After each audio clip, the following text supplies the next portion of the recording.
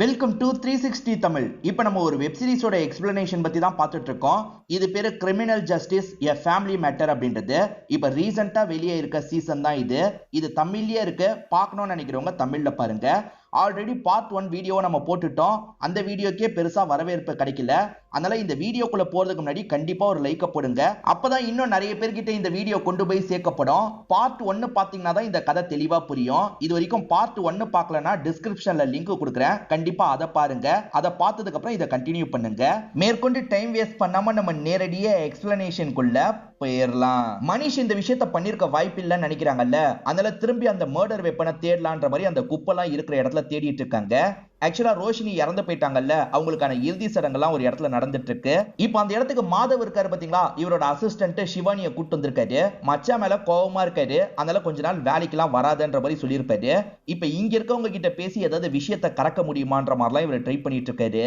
அஞ்சுவோட வீட்டுல தானே ரோஷினி வேலை பார்த்தாங்க. அதனால அஞ்சுவும் இந்த இடத்துக்கு வந்திருக்காங்க. ரோஷினி அம்மாக்கு ஆறுதல்லாம் சொல்லிட்டு இருக்காங்க. ஆனா ரோஷினி அம்மாக்கு அஞ்சு மேல கோவம் வருது. இவங்களும் இவங்களோட ஹஸ்பண்டும் சேர்ந்து கூட இந்த மாதிரி பண்ணிருக்கலாம்னு யோசிக்கிறாங்க. அதனால பயங்கரமா அஞ்சு கிட்ட மூஞ்ச காட்டுற மாதிரி தான் பேசிட்டு இருக்காங்க. இப்ப இவங்க ரெண்டு பேர் இருக்காங்கல்ல, விஷயத்தை கறக்கிறதுக்கு ட்ரை பண்ணிட்டு இருக்காங்க. அப்பன்னு பார்த்து ரத்னாவும் மச்சானும் இந்த இடத்துக்கு வந்துடுறாங்க. ரத்னா மச்சானுக்காக தான் பேசுறாங்க. திரும்பி வேலையில சேர்த்துக்கோங்கன்னு சொல்றாங்க. இவருமே மனசை மாத்திக்கிறாரு.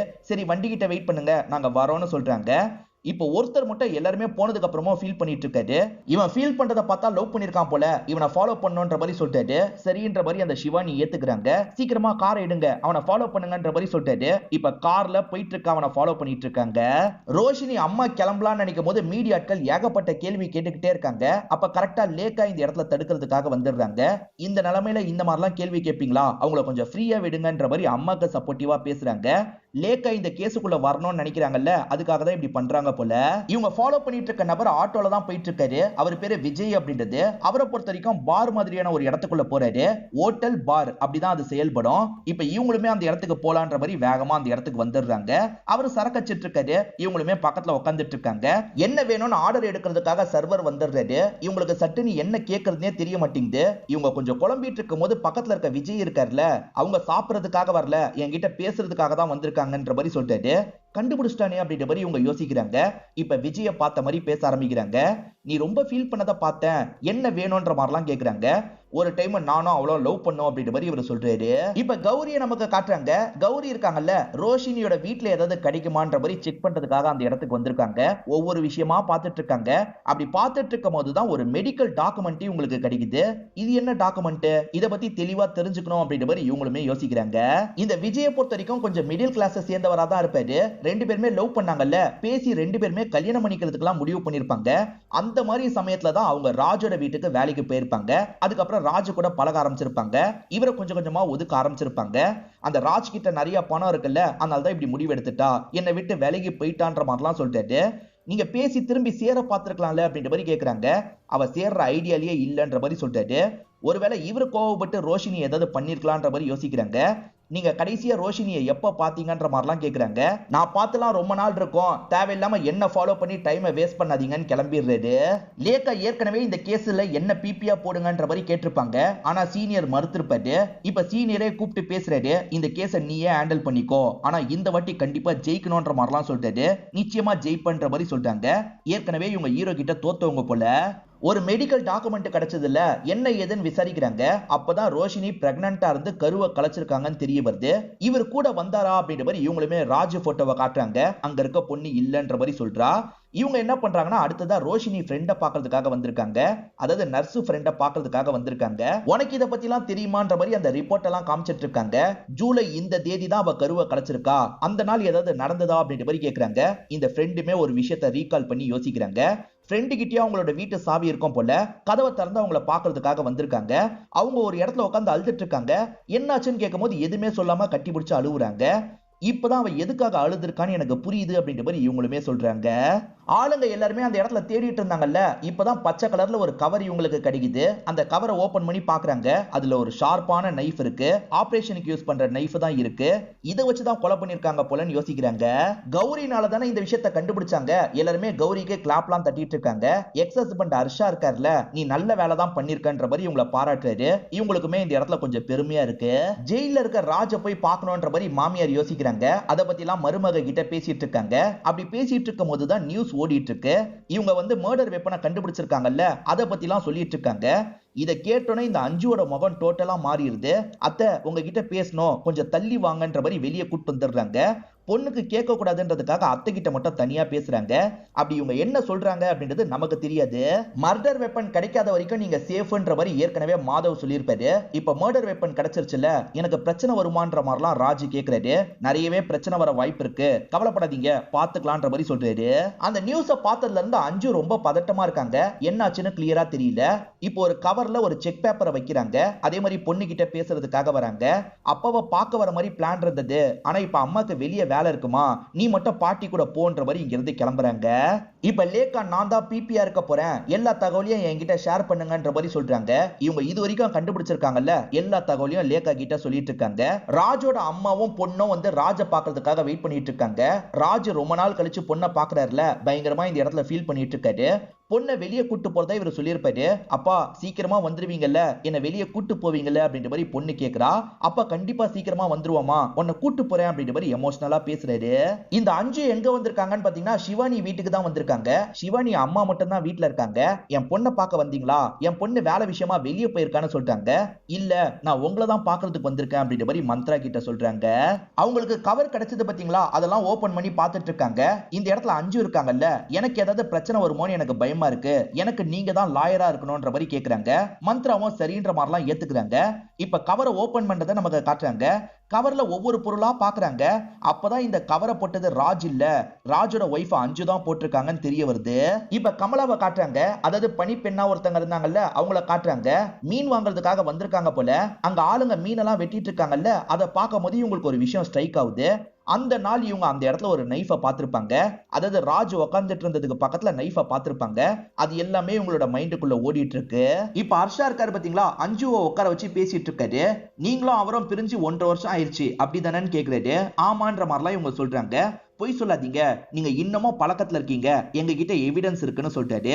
ரெண்டு பேருமே கிஸ் பண்ற மாதிரி இவங்க கிட்ட ஒரு போட்டோ இருக்குல்ல, அந்த போட்டோவெல்லாம் காமிச்சிட்டு இருக்காங்க. நீங்க ரெண்டு பேருமே சேர்ந்து தான் ரோஷினி ஏதோ பண்ணிருக்கீங்களோன்ற மாதிரி எங்களுக்கு சந்தேகம் இருக்கு. இதுக்கப்புறம் நீங்க நல்ல லாயரை பாக்குறது தான் நல்லதுன்ற மாதிரிலாம் சொல்றாங்க. அஞ்சுவை போலீஸ் கூட்டு வந்திருக்காங்கன்னு தெரிஞ்சோன்னா அவங்களுக்கும் நம்ம தான் வாதாட போறோம் அப்படின்ற மாதிரி மாதவ் இந்த இடத்துக்கு வந்துட்டு இருக்காரு. பார்த்தா அஞ்சுக்கான ஃபார்மாலிட்டி எல்லாத்தையும் மந்த்ரா பண்ணிட்டு இருக்காங்க. இது நம்ம அம்மா பண்ணிட்டு இருக்காங்களே அப்படின்ற மாதிரி சிவானி ஷாக் ஆகுறாங்க. இதுக்கப்புறம் நீங்க கஸ்டடியில தான் இருக்க போறீங்க, எப்படிலாம் பேசணும்ன்றத சொல்லி தரன்ற மாதிரி மந்த்ராவும் சில விஷயங்களை சொல்லிட்டு இருக்காங்க. இப்ப மாதவ் இருக்காரு பாத்தீங்களா, இந்த விஷயத்தெல்லாம் ராஜு கிட்ட சொல்றாரு. இது தனியா ஒரு லாயரை பார்த்திருக்காளா ஏன்ற மாதிரி ராஜு கேக்குறாரு. இப்ப உங்களுக்கு தான் பிரச்சனை அதிகமாயிருச்சு. அந்த மந்த்ரா மேடமும் சரி பிபியும் சரி உங்களை மாட்ட வைக்கிறதுக்காக தான் பாயிண்ட் எல்லாம் ரெடி பண்ணுவாங்க. சோ இப்ப ரெண்டு பேரும் நம்ம எதிர்க்க வேண்டிய அவசியத்துக்கு தள்ளப்பட்டிருக்கோன்ற மாதிரி சொல்றாரு. இப்ப மந்த்ரா வீட்டுக்கு வந்து சாப்பிட்டுட்டு இருக்காங்க. கொஞ்ச நேரத்துல பொண்ணு சிவானி இந்த இடத்துக்கு வந்துடுறாங்க. சிவானி அம்மா மேல ரொம்ப கோவப்படுறாங்க. அம்மா இருக்காங்கல்ல, என்கிட்ட அசிஸ்டண்டா வேலை பார்த்து தொழில கத்துக்கோன்னு சொல்லியிருப்பாங்க. இவங்க கேட்காம ஹீரோ கிட்ட அசிஸ்டண்டா போயிருப்பாங்க. அதனால இந்த கேஸ்ல என்ன தோக்கடிக்கிறதுக்காக இப்படி பண்றீங்க அப்படிதானேன்ற மாதிரி கேக்குறாங்க. அப்படிலாம் கிடையவே கிடையாது, இது என்னோட வேலை, நான் அதை தான் பண்றேன், அவங்களா என்கிட்ட வந்தாங்கன்ற மாதிரி அம்மா சொல்றாங்க. இப்ப ராஜ் நல்ல தூக்கத்துல இருக்கும் போது கான்ஸ்டபிள் எழுப்புறாரு. சார் பேசணுமா, போய் பேசுன்ற மாதிரி ஹர்ஷா இருக்கிற இடத்துக்கு கூட்டு வந்துடுறாரு. நாளைக்கு தான் இந்த கேஸ் ஆரம்பிக்க போது. ஹர்ஷா இருக்கார்ல, ஒழுங்கா உண்மையை ஒத்துக்கோங்க சார், உங்க ஒய்ஃப் பொண்ணு நிம்மதியா இருப்பாங்க, இல்லனா அவங்களுக்கு தான் அலைச்சல், பாத்துக்கோங்க அப்படின்ற மாதிரிலாம் சொல்றாரு. அதாவது ஈஸியா இந்த கேஸை முடிக்கிறதுக்காக கொஞ்சம் மிரட்டுற மாதிரி பேசுறாரு. நீங்க இந்த விஷயத்தை பண்ணீங்களான்னு ஜட்ஜி கேக்குறாரு. ஆமான்னு சொல்லுன்ற மாதிரி ஹர்ஷா சிக்னல் கொடுத்துட்டு இருக்காரு. இவருமே என்ன பண்ணலான்ற மாதிரி கொஞ்ச நேரம் யோசிச்சுட்டு இருக்காரு. இல்ல இல்ல நான் இந்த விஷயத்தை பண்ணலன்ற மாதிரி இந்த இடத்துல சொல்லிடுறாரு. இப்ப ஜட்ஜ் இருக்கார்ல, அடுத்ததான் அஞ்சுவை கூப்பிட்டு பேசுறாரு.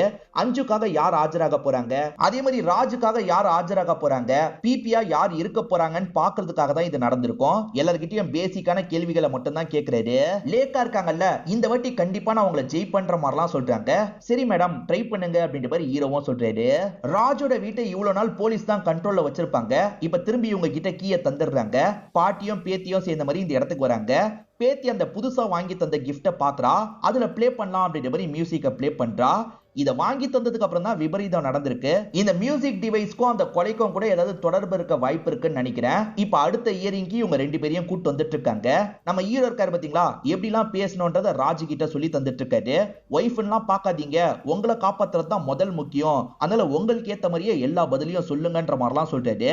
ஏறக்குறைய இதே மாதிரி தான் மந்த்ராவும் சொல்றாங்க. ஹஸ்பண்ட் எல்லாம் பாக்காதீங்க, உங்களை காப்பாத்துறது தான் முக்கியம், உங்களுக்கு ஏத்த மாதிரி பேசுங்கன்னு சொல்றாங்க. போலீஸ் எப்படி நடந்திருக்க வாய்ப்பு இருக்குன்னு சில டீடைல் கலெக்ட் பண்ணிருக்காங்கல்ல, அத பத்தி தான் லேக்கா இந்த இடத்துல சொல்லிட்டு இருக்காங்க. அதாவது இவங்க ரெண்டு பேர் கூட சேர்ந்து ரோஷினியை காலி பண்ணிருக்கலாம். ரோஷினியை பொறுத்த வரைக்கும் இவரால பிரெக்னன்ட்டா இருந்திருக்காங்க, அந்த கருவை கலைக்கவும் செஞ்சிருக்காங்க அப்படின்ற மாதிரி எல்லாத்த பத்தியும் சொல்லிட்டு இருக்காங்க. இவங்க ரெண்டு பேருக்கு கடுமையான தண்டனை வழங்கணும்ன்ற மாதிரி சொல்றாங்க.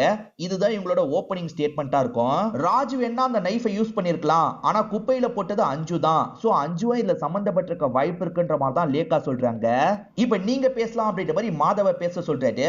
மாதவ் இருக்கார்ல, என்னோட கட்சிக்காரர் எந்த ஒரு தப்புமே பண்ணல, ரோஷினியை விரும்பி இருக்காரு. ஒரு நாள் இவர் வீட்டுக்கு வரும்போது ரோஷினி அந்த இடத்துல காயம்பட்ட மாதிரி விழுந்து கிடந்திருக்காங்க. என்னாச்சு ஏதாச்சுன்ற மாதிரி இவரும் காப்பாத்துறதுக்கு தான் ட்ரை பண்ணிருக்காரு. பாவம் இவரோட மடியிலேயே உங்களோட உயிர் போயிருச்சு, இவருக்கும் இதுக்கும் எந்த ஒரு சம்பந்தமும் இல்லன்ற மாதிரி சொல்றாரு. இப்ப அடுத்ததான் மந்த்ரா பேசுறதுக்காக வராங்க. அஞ்சு எந்த ஒரு தப்புமே பண்ணலன்னு சொல்லிட்டாங்க. சவுண்ட் கேட்டதுக்கு அப்புறம் தான் அந்த இடத்துக்கு வந்திருக்காங்க. அதே மாதிரி நம்ம வீட்ல எல்லாம் குப்பையை யாருனாலும் போடுவாங்க, என்ன குப்பையை வெளியே லேடிஸ் தூக்கி போடுவாங்க, அந்த மாதிரி அஞ்சு போட்டாங்க. அந்த ஆயுதத்துக்கும் இவங்களுக்கும் எந்த ஒரு சம்பந்தமும் கிடையாது அப்படின்ற மாதிரிலாம் சொல்லிட்டு இருக்காங்க. இப்ப லேக்கா ஒவ்வொரு போலீஸா வர வச்சு பேசுறாங்க. இப்ப முதல்ல கௌரி கிட்ட என்ன நடந்தது டீடைலா சொல்லுங்கன்ற மாதிரி கேக்குறாங்க. ஸ்டார்டிங்ல நமக்கு நடந்த விஷயத்தெல்லாம் காமிச்சாங்க பாத்தீங்களா, அதை பத்தி தான் கௌரி இந்த இடத்துல சொல்லிட்டு இருக்காங்க. ஒரு ஷார்ப்பான ஆயுதம் தான் இதுல சம்பந்தப்பட்டிருக்குன்னு நினைச்சோம், அது அவார்டோட கிளாஸ் நினைச்சோம், பார்த்தா ஒரு நைஃப் எங்களுக்கு கிடைச்சது, இந்த நைஃபை வச்சுதான் இப்படி பண்ணிருக்காங்கன்ற மாதிரி சொல்றாங்க. அதை தேடி கண்டுபிடிச்சாங்கல்ல, அந்த ப்ராசஸ பத்தி சொல்றாங்க. அதே மாதிரி அந்த மாதிரி நைஃபை ராஜு தானே யூஸ் பண்ண வாய்ப்பு இருக்கு, அதனால ராஜு தான் இதை பண்ணிருப்பாருன்னு நினைச்சோம். அதே மாதிரி அஞ்சுவும் இதுல ஹெல்ப் பண்ணிருக்க வாய்ப்பு இருக்கு, ஏன்னா 1.5 வருஷத்துக்கு முன்னாடி பிரிஞ்சுட்டதா சொன்னாங்க, ஆனா ரெண்டு பேருமே இன்னும் க்ளோஸா தான் இருந்துட்டு இருக்காங்க, ரெண்டு பேர் சேர்ந்து கூட இப்படி பண்ணிருக்கலாம்ன்ற மாதிரி சொல்றாங்க. இப்ப மாதவ் குறுக்கு விசாரணை பண்றதுக்காக இந்த இடத்துக்கு வராரு. ஆக்சுவலா இந்த கௌரி இருக்காங்கல்ல, ஒரு கேஸ்ல முன்முடிவுக்கு வந்து ஒரு அப்பாவிய லாக் பண்ணிருப்பாங்க, அந்த கேஸ பத்தி இவர் எடுக்கிறாரு. இதெல்லாம் ப்ரீவியஸ் சீசன்ல வந்திருக்கும் போல, எனக்கு தெளிவா தெரியல. அந்த கேஸ்ல எப்படி முன்முடிவுக்கு வந்து தப்பு பண்ணாங்களோ அதே மாதிரி தான் இப்பயும் தப்பு பண்றாங்க. ராஜ் இந்த விஷயத்த பண்ணல அப்படின்ற மாதிரி சொல்றாரு. ராஜ் அன்னைக்கு உடம்பு முடியாம சீக்கிரமா வந்துட்டாரு. ராஜு வந்ததுக்கு அப்புறம் கமலா வந்திருக்காங்க. கமலா வந்து பார்க்கும்போது இது நடந்திருக்கு. லவ் பண்ண ரோஷினியை எதுக்காக கொல்ல போறாரு, அதே மாதிரி கொன்னுட்டாலும் எதுக்காக அங்கேயே இருக்க போறாரு அப்படின்ற மாதிரிலாம் இவர் கேட்டுட்டு இருக்காரு. சோ ராஜ் அப்பாவின்ற மாதிரி தான் சொல்றாரு. இப்ப அடுத்ததா இந்த மந்த்ரா பேச ஆரம்பிக்கிறாங்க. மந்த்ரா இருக்காங்கல்ல, அஞ்சுவை டிஃபெண்ட் பண்றதுக்காக என்னென்ன பேசணுமோ அதெல்லாம் பேசுறாங்க. ராஜே இதை பண்ணிருக்க மாட்டாருன்னா எப்படி அஞ்சு பண்ணிருப்பாங்க, அஞ்சுக்கும் ரோஷினிக்கும் நடுவுல எந்த ஒரு பிரச்சனையுமே கிடையாதுன்ற மாதிரிலாம் சொல்லிட்டு இருக்காங்க. இப்ப லேக்கா இருக்காங்கல்ல, நான் கமலா கிட்ட விசாரணை பண்ணணும்னு நினைக்கிறேன்ற மாதிரி கமலாவை இந்த இடத்துக்கு வர வச்சிடுறாங்க. கமலா எந்த கேள்வி கேட்டாலும் பதட்டமா பதில் சொல்லிட்டு இருக்காங்க. கமலா உங்களுக்குள்ள ஏதாவது ஓடிட்டு இருக்கா, தயவு செஞ்சு சொல்லுங்கன்ற மாதிரி கேக்குறாங்க. இப்ப கமலாவும் தயங்கி தயங்கி ஒரு விஷயத்த சொல்றாங்க. மேடம், அந்த நாள் நான் அந்த நைஃப் அந்த இடத்துல பார்த்தேன்னு சொல்றாங்க. இது நைஃபை பாத்தியான்ற மாதிரி எல்லாருமே ஷாக் ஆயிட்டு இருக்காங்க. ஏன்னா இதுக்கு முன்னாடி ஸ்டேட்மெண்ட்ல இதை பத்தி இவங்க சொல்லியிருக்கவே மாட்டாங்க. இதெல்லாம் கவனிச்சிட்டு இருக்க மாதவ் இருக்கார்ல, இதை நீங்க ஏத்துக்க கூடாது, ஏன்னா இதுக்கு முன்னாடி ஸ்டேட்மெண்ட்லாம் சொல்ல, இப்ப திடீர்னு சொல்றான்ற மாதிரிலாம் சொல்றாரு. இப்ப இந்த இடமே கொஞ்சம் பரபரப்பா மாறுது. அதனால ஜட்ஜ் இருக்கார்ல, நீங்க 3 பேர் மட்டும் வாங்க பேசிக்கலாம்ன்ற மாதிரி சொல்றாரு. லேக்கா இருக்காங்கல்ல, திடீர்னு உங்களுக்கு தோணி இருக்கு அதனால தான் சொல்லியிருக்காங்கன்ற மாதிரி சொல்றாங்க. இல்ல இதை ஏத்துக்க கூடாது, அது எப்படி திடீர்னு ஒண்ணு தோணும் அப்படின்ற மாதிரி மாதவ் கேக்குறாரு. மாதவ் சார் சொல்றதை நான் ஏத்துக்கிறேன், ஆமா இந்த விஷயத்தை ஏத்துக்க முடியாது அப்படின்ற மாதிரி மந்த்ராவும் இதுக்கு சப்போர்ட் பண்ணி பேசிட்டு இருக்காங்க. ஆனா லேக்கா இருக்காங்கல்ல, ஃபிஷ் மார்க்கெட்ல மீனை வெட்டுறதா அவங்க பார்க்கும்போது இது எல்லாம் அவங்க மைண்டுக்குள்ள ஓடி இருக்கு, அதனால கண்டிப்பா இந்த விஷயத்தை ஏத்துக்கணும் அப்படின்ற மாதிரிலாம் சொல்லிட்டு இருக்காங்க. ஜட்ஜுமே என்ன பண்றது அப்படின்ற மாதிரிலாம் இந்த இடத்துல யோசிச்சுட்டு இருக்காரு. சரி வாங்க என் முடிவை நான் சொல்றேன்னு சொல்றாரு. இப்ப எல்லாருமே திரும்பி அந்த இடத்துக்கு வந்துடுறாங்க. இப்ப ஜட்ஜ் இருக்கார்ல, கமலாவோட இந்த ஸ்டேட்மெண்ட்டை கோர்ட் ஏத்துக்குது அப்படின்ற மாதிரி சொல்றாரு. இப்ப மாதவ் ஏதோ சொல்றதுக்காக எந்திரிக்கிறதுக்கு வராரு. மாதவ் சார் என் முடிவை சொல்லிட்டேன் உட்காருங்கன்ற மாதிரி ஜட்ஜ் சொல்லிடுறாரு. இப்ப ராஜ் பக்கம் இன்னும் கேஸ் திரும்பிடுது. காரணம் என்னன்னு பாத்தீங்கன்னா, அவர் கத்தியை வச்சு காலி பண்ணிருக்காரு, அதுக்கப்புறம் கத்தியை சைலண்டா டிஸ்போஸ் பண்ணிருக்காருன்ற மாதிரி ஆயிருது. இப்ப ஹர்ஷா இருக்கார்ல, கௌரியோட வீட்டு காலிங் பெல் அடிக்கிறாரு. பொண்ணு தான் கதவை திறக்கிறா. பொண்ணு கிட்ட ஜாலியா பேசிட்டு இருக்காரு. கௌரி அந்த இடத்துக்கு வந்தோடனே இவரும் கிளம்பலாம்னு நினைக்கிறாரு. ஆனா பொண்ணு போகாதீங்கப்பா, வீட்டுக்குள்ள வாங்கன்ற மாதிரிலாம் கூப்பிடுறா. கௌரியும் வாங்கன்ற மாதிரி சொல்றாங்க. இப்ப ரெண்டு பேருமே இந்த இடத்துல உட்காந்து பேசுறாங்க. ஆக்சுவலா ஹீரோ கௌரிய லாக் பண்ண மாதிரி நிறைய பாயிண்ட் எல்லாம் வச்சார்ல, இவங்க வேலையில சரியில்லைன்ற மாதிரிலாம் சொன்னார்ல, அவர் சொன்னதெல்லாம் நீ பெருசா எடுத்துக்காத, நீ உன்னோட வேலையை சரியா தான் பண்றன்ற மாதிரி சொல்றாரு. திரும்பி இவங்க ரெண்டு பேர் சேரலான்னு யோசிக்கிறாங்க போல. கமலா இந்த மாதிரி திடீர்னு ஒரு ஸ்டேட்மெண்ட் சொன்னதுனால நமக்கு பிரச்சனை அதிகமாயிருச்சு. கமலாக்கு உங்க மேல தனிப்பட்ட முறையில ஏதாவது கோபம் இருக்கா, அதனால இதை சொல்லியிருப்பாளா அப்படின்ற மாதிரிலாம் மாதவ் கேட்கிறாரு. அவளுக்கும் எனக்கும் என்ன பிரச்சனை இருக்கு, அவகிட்ட நான் அதிகம் கூட பேசினது இல்லைன்ற மாதிரி ராஜு சொல்றாரு. சார் நல்லா யோசிச்சு பாருங்க, நீங்க சொல்றது மூலியமா தான் உங்களுக்கு நான் ஹெல்ப் பண்ண முடியும், அதனால நல்லா யோசிங்கன்னு சொல்றாரு. யோசிக்கும் போது ராஜுக்கு ஒரு விஷயம் ஞாபகம் வருது. சார் ஒரு விஷயம் நடந்தது அப்படின்ற மாதிரி இவர்கிட்ட சொல்றாரு. என்ன சொல்றாருன்னு நமக்கு காட்ட மாட்டாங்க. இப்ப 13 மாசத்துக்கு முன்னாடி நடந்த விஷயத்த காட்டுறாங்க. ராஜ் இருக்காரு பாத்தீங்களா, ரொம்ப கஷ்டப்படுறவங்களுக்கு ஃப்ரீயா ஆபரேஷன் பண்ணுவாரு. அதுக்கான டாக்குமெண்ட் எல்லாத்துக்கும் அம்மா தான் சைன்லாம் போடுவாங்க. யார் யாருக்கு முக்கியமோ அவங்களுக்கு மட்டும் தான் சாங்ஷன் பண்ணுவாங்க. அந்த வேலையெல்லாம் பார்த்துட்டு இருக்கும் போது ஒரு டாக்குமெண்ட் மட்டும் மிஸ் ஆகுது. பையன் கிட்ட அதை பத்தி கேட்கணும்ன்ற மாதிரி யோசிக்கிறாங்க. பையன் போன் எடுக்கல, அதனால மருமகளுக்கு கால் பண்றாங்க. ராஜ் போன் எடுக்க மாட்டாமா, என்ன ஏதுன்னு கொஞ்சம் பாருன்ற மாதிரி சொல்றாங்க. சரின்ற மாதிரி மருமக அஞ்சுவும் ஏத்துக்கிறாங்க. அவரை பாக்குறதுக்காக அந்த வீட்டுக்குள்ள போய் கதவை திறக்கிறாங்க. அவரு பார்த்தா ரோஷினிய பயங்கரமா கிஸ்லாம் பண்ணிட்டு இருக்காரு. ராஜி இவங்க வந்ததை கவனிக்க மாட்டாரு, ஆனா ரோஷினி கவனிக்கிறாங்க. இருந்தாலும் மேற்கொண்டு அவரை கிஸ் பண்ணிட்டு இருக்காங்க. இத பாக்குற அஞ்சுக்கு ஒரு மாதிரி இருக்கு. அங்க இருந்து கிளம்புறாங்க. பொதுமக்கள் எல்லாருமே இவங்க ரெண்டு பேர் சேர்ந்து தான் ரோஷினி ஏதோ பண்ணிருக்காங்கன்னு நினைக்கிறாங்க. இவங்க ரெண்டு பேரையும் விடாதீங்கன்னு கோர்ட் வாசல்ல போராட்டம் மாதிரிலாம் பண்ணிட்டு இருக்காங்க. இப்ப போலீஸுங்க இருக்காங்க பாத்தீங்களா, இவங்க ரெண்டு பேரையும் கோர்ட்டுக்காக கூட்டு வந்துட்டு இருக்காங்க. ஹீரோக்கு ஒரு பாயிண்ட் கிடைச்சிருக்குல்ல, அதனால ரத்னாவும் கலக்குங்கன்ற மாதிரிலாம் சொல்றாங்க. இவருமே கமலாவை கூப்பிட்டு தான் பேச ஆரம்பிக்கிறாரு. ஆக்சுவலா கமலாவோட பையன் இருக்கான் பாத்தீங்களா, இப்போதைக்கு அப்பாவோட கடையில ஹெல்ப் பண்ற வேலை தான் பண்ணிட்டு இருக்கான். ஆனா அவனை பொறுத்த வரைக்கும் ஒரு பெரிய எக்ஸாமை கிளியர் பண்ணிருப்பான். 9 லட்சம் ரூபாய் ஃபீஸை கட்டினாங்கன்னு வச்சுக்கோங்களேன், பையனை படிக்க வைக்க முடியும். ஆனா அவ்வளவு காசு இல்லாம தான் இவங்க படிக்க வைக்காம இருக்காங்க. இவர் இதை பத்தி எல்லாம் கமலா கிட்ட கேட்டுட்டு இருக்காருல, சார் எதுக்காக சார் இதை பத்தி எல்லாம் கேட்டுட்டு இருக்காரு அப்படின்ற மாதிரி பிபி கேக்குறாங்க. சார் கேட்கறதுக்கு ஒரு காரணம் இருக்கு, டைம் தாங்க அப்படின்ற மாதிரி ஹீரோ சொல்றாரு. சரி கேட்டுக்கோங்கன்ற மாதிரி ஜட்ஜி சொல்றாரு. படிக்க வைக்கிறதுக்கு 9 லட்சம் ரூபாய் உங்களுக்கு தேவைப்பட்டது, அதனால ராஜு கிட்ட நீங்க கேட்டீங்க அப்படிதானே கேக்குறாரு. இவங்களுமே ஆமான்ற மாதிரி சொல்லிட்டாங்க. சரி ராஜு சார் என்ன சொன்னாரு அப்படின்ற மாதிரி கேக்குறாரு. அவர் தரமாட்டேன்னு சொல்லிட்டாருன்ற மாதிரி இவங்க சொல்றாங்க. ராஜு சார் தரமாட்டேன்னு சொன்ன கோபம் உங்களுக்குள்ள இருக்கதான் செஞ்சது. நியூஸ்ல அந்த ஆயுதம் கிடைச்சிருச்சுன்னு சொன்னோன்னே ராஜு சாரை இதுல மாட்டி விடணும்னு நினைச்சிருக்கீங்க.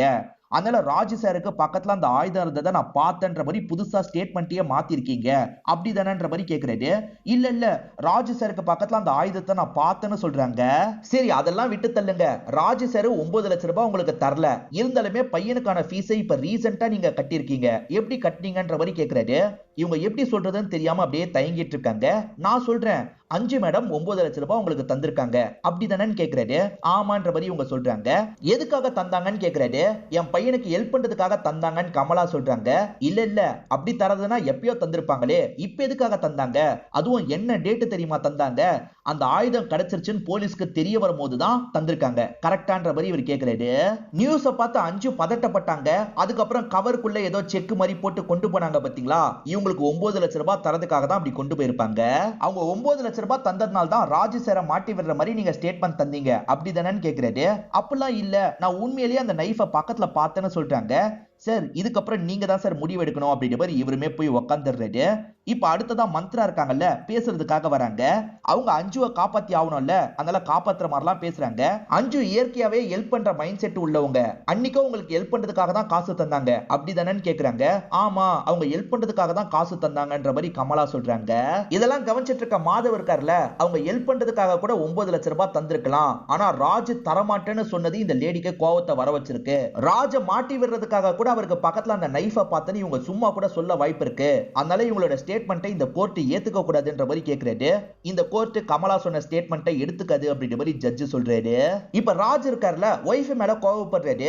ஒருவேளை கமலா கிட்ட காசு கொடுத்து நம்மள மாட்ட வைக்கிறதுக்கு ட்ரை பண்றாளா அப்படின்ற மாதிரிலாம் யோசிக்க ஆரம்பிக்கிறாரு. இப்ப கமலாவோட பாயிண்ட் அடிபட்டு போயிருச்சுல, அதனால லேக்கா பயங்கரமா ஃபீல் பண்ணிட்டு இருக்காங்க. ஃபீல் பண்ணாதீங்க அப்படின்ற மாதிரி கௌரியும் ஹர்ஷாவும் ஆறுதல்லாம் சொல்லிட்டு இருக்காங்க. இப்ப நமக்கு புதுசா ஒரு கேட் ஓபன் ஆயிருக்கு. நம்ம ராஜ மட்டுமே சந்தேகப்பட்டு சந்தேகப்பட்டோம், இப்ப அஞ்சுவையும் சேர்த்து சந்தேகப்படலாம், புதுசா ஏதாவது கிடைக்கும்ன்ற மாதிரி சொல்றாங்க. இப்ப ராஜ் செல்லுக்கு வந்ததுக்கு அப்புறமும் அதை பத்தியே யோசிக்கிறாரு. அதாவது ஒய்ஃப் நம்மள மாட்டி விடுறதுக்காக இப்படி பண்ணிருப்பாளான்ற மாதிரி திரும்ப திரும்ப யோசிக்கிறாரு. இப்ப பயங்கரமா கோவப்பட்டு அங்க இருக்க சவத்தை போட்டு குத்துறாரு. அப்படி குத்துறதுல இவரோட கையெல்லாம் வலிக்குது. இப்ப வலிச்ச மாதிரி இந்த இடத்துல அழுதுட்டு இருக்காரு. இப்ப மந்த்ரா இருக்காங்கல்ல, அஞ்சுவை பாக்குறதுக்காக வந்திருக்காங்க. மீடியாட்கள் நீ தான் குற்றவாளினே முடிவு பண்ணிட்டாங்க, நியூஸை எப்படி வெளியிட்டு இருக்காங்க பாருன்ற மாதிரிலாம் காட்டுறாங்க. எதுக்காக இந்த விஷயத்தெல்லாம் என்கிட்ட சொல்லல அப்படின்ற மாதிரி கேக்குறாங்க. இப்ப அஞ்சுவும் காரணத்தை சொல்றாங்க.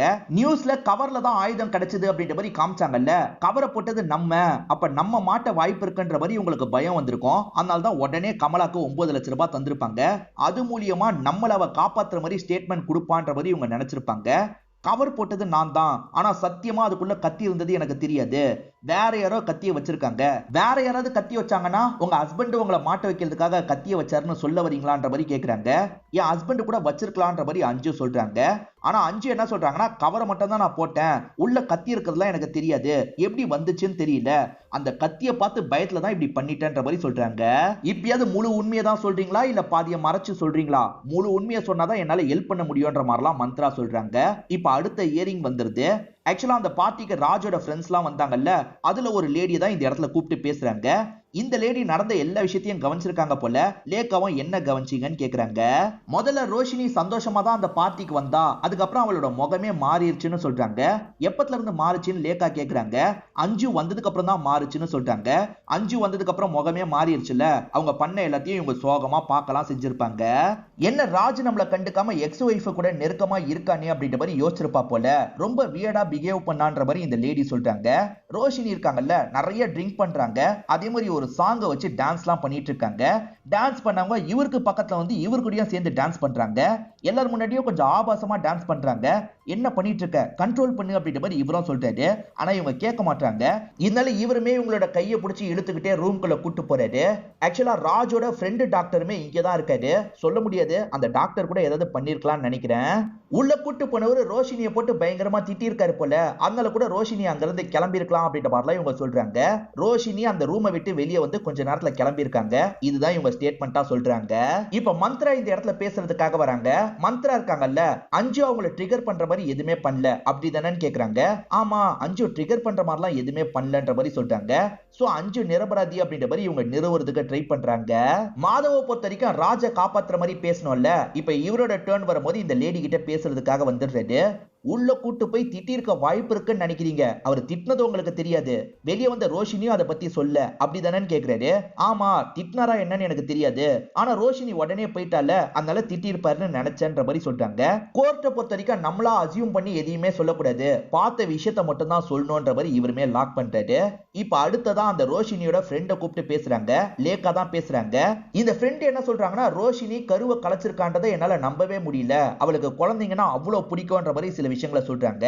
ஆக்சுவலா ஹாஸ்பிட்டல்ல சில குழந்தைங்க இருப்பாங்கல்ல, அவங்க கிட்டயே ரோஷினி ரொம்ப அன்பு காட்டுவாங்க. அப்படிப்பட்டவ அவளா கருவை கலைச்சிருக்க வாய்ப்பு இல்லைன்ற மாதிரி இந்த ஃப்ரெண்ட் சொல்றாங்க. அப்ப ராஜு சார் தான் கருவை கலைக்க சொன்னாருன்னு சொல்றீங்களா அப்படின்ற மாதிரி லேக்கா கேக்குறாங்க. அதெல்லாம் எனக்கு தெரியாது மேடம், ஆனா இவர் ராஜு சாரை லவ் பண்ண ஆரம்பிச்சால, அப்பயே இதெல்லாம் சரிப்பட்டு வராது, அவர் பெரிய இடத்தை சேர்ந்தவரு, உன்னை ஏமாத்த வாய்ப்பு இருக்குன்னு சொன்னேன், ஆனா அவ தான் கேட்கல அப்படின்ற மாதிரி இவங்க சொல்றாங்க. இன்னைக்கான இயரிங் முடிஞ்சிருது. லேக்கா இருக்காங்கல்ல, மேற்கொண்டு சில விசாரணை எல்லாம் பண்றாங்க.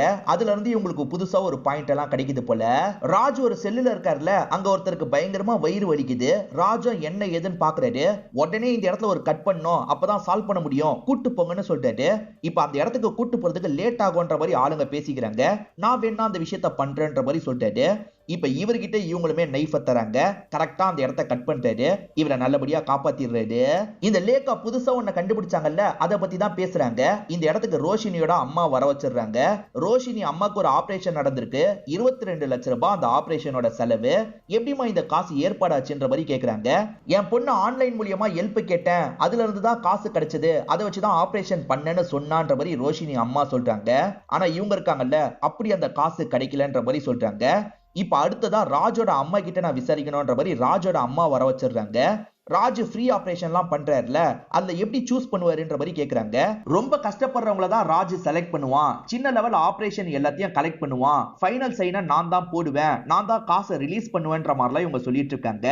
எதுக்காக 22 லட்சம் ரூபாய் நீங்க ரிலீஸ் பண்ணீங்க? ஏன்னா இது மூலியமா தான் அந்த அம்மாவோட ஆபரேஷன் நடந்திருக்குன்ற மாதிரி சொல்றாங்க. உங்க பையன் சின்ன சின்ன ஆபரேஷனுக்கு தான் இந்த காசெல்லாம் யூஸ் பண்ணிட்டு இருந்தாரு. ஆனா 22 லட்சம் ரூபாய்ன்ற பெரிய ஆபரேஷனுக்கு இந்த காசை யூஸ் பண்ணதுக்கு காரணம் என்னன்னு நான் சொல்லவா? ஏன்னா உங்க பையனால அந்த ரோஷினி பிரெக்னன்ட் ஆயிருக்காங்க. இவர் அதை விரும்பல. கருவை கலைச்சனா உன்னோட அம்மாவோட ஆபரேஷனுக்கு நான் ஹெல்ப் பண்றேன்னு சொல்லியிருக்காரு. இந்த பொண்ணுக்கு என்ன பண்றதுன்னு தெரியல. குழந்தை பிடிக்கும், இருந்தாலும் கருவை கலைக்கலாம், அது மூலியமா அம்மாவை காப்பாத்தலாம் நினைச்சிருக்கா. கருவை கலைச்சதை நினைச்சு பயங்கரமா ஃபீல் பண்ணிருக்கான்ற மாதிரிலாம் சொல்லிட்டு இருக்காங்க. இதெல்லாம் கவனிச்சிட்டு இருக்க ராஜ் அம்மா இருக்காங்கல்ல, இதுக்கும் என்னோட பையனுக்கும் எந்த ஒரு சம்பந்தமும் கிடையாது, அவனுக்கு அந்த ஆபரேஷனை பத்தியே தெரியாதுன்ற மாதிரி சொல்ல ஆரம்பிக்கிறாங்க. ஆக்சுவலா அந்த பொண்ணை பாத்துக்கிறதுக்காக தானே ரோஷினி வந்தாங்க. ரோஷினி வாந்தி எடுக்கிறதை இவங்க கவனிச்சிருப்பாங்க. என்ன வாந்திலாம் எடுக்கிறான்ற மாதிரி ஷாக்கிங்கா பாக்குறாங்க. ராஜனால் தான் இது நடந்திருக்குன்றது இவங்களுக்கு தெரிஞ்சிருக்கும். இந்த கருவை கலை உன் அம்மாக்கு ஆபரேஷனுக்கான ஏற்பாடு பண்றன்ற மாதிரி நான் தான் இந்த டீலியே அவளுக்கு தந்தேன்னு சொல்றாங்க. என் பையனுக்கும் இதுக்கும் சம்பந்தம் இல்லைன்னு சொல்றாங்க. இப்ப லேக்கா இருக்காங்கல்ல, ரோஷினின்ற ஒரு அப்பாவி பொண்ணை குடும்பமே சேர்ந்து கஷ்டப்பட்டு இருக்காங்க. இந்த குடும்பத்துக்கே பெரிய தண்டனை வழங்கணும் அப்படின்ற மாதிரிலாம் இந்த இடத்துல பேசிட்டு இருக்காங்க. என்ன இவ புதுசா இப்படி ஒரு பாயிண்ட கொண்டு வந்துட்டாலே அப்படின்ற மாதிரி மாதவ் இந்த இடத்துல யோசிக்கிறாரு. இங்கதான் 60 எபிசோட முடிக்கிறாங்க. இன்னும் 2 எபிசோட் தான் இந்த சீரீஸ்ல பேலன்ஸ் இருக்கு. அதை அடுத்த வீடியோல முடிச்சிடலாம். இன்னும் இந்த வீடியோக்கு லைக் போடாம இருக்கீங்கன்னா ஒரு லைக்க போட்டுருங்க. இது வரைக்கும் சீரீஸோட கதை எப்படி போகுது அப்படின்றத கமெண்ட் செக்ஷன்ல சொல்லுங்க. அதே மாதிரி யார் மேல உங்களுக்கு டவுட் இருக்குன்றத சொல்லுங்க. எனக்கு 2 பேர் மேல டவுட் இருக்கு. ஒன்னு அந்த ரோஷினியோட ஃப்ரெண்டு மேல டவுட் இருக்கு. இதை தாண்டி ராஜோட ஃப்ரெண்டா ஒரு டாக்டர் இருக்கார்ல, அவர் மேலேயே எனக்கு டவுட் இருக்கு. அந்த பொண்ணு கண்டிப்பா இதை பண்ணிருக்க மாட்டா. நம்மளை ஏமாத்துறதுக்காக தான் அந்த பொண்ணு அப்படி பண்ண மாதிரிலாம் நம்மளை நம்ப வச்சிட்டு இருக்காங்க. என்ன பொறுத்த வரைக்கும் அப்படிதான் நினைக்கிறேன். நீங்க நினைக்கிறத கமெண்ட் செக்ஷன்ல சொல்லுங்க. திரும்பி வேற ஒரு வீடியோல பார்ப்போம்.